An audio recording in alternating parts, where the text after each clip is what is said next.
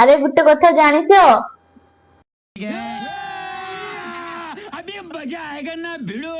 କଣ କୁହ ତ?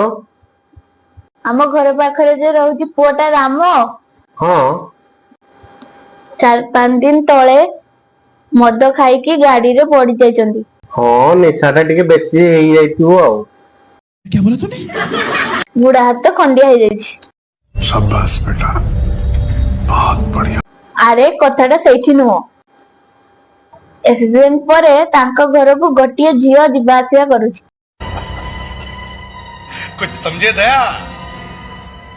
हाँ सर, इसका मतलब है इसका मतलब है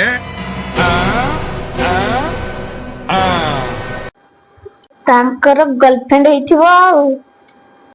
कितने तेजस्वी लोग हैं हमारे पास, कितने शानदार विचार रखते हैं। ତମର କିଛି କାମ ଧନ୍ଦା ନାହିଁ କି?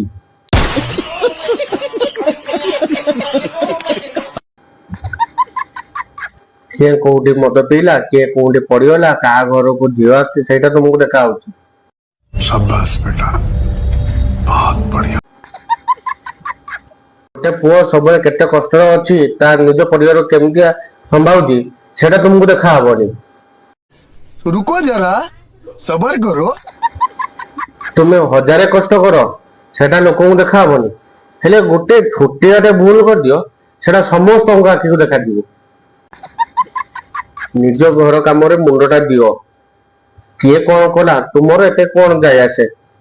कौन है ये लोग? कहां से आते हैं?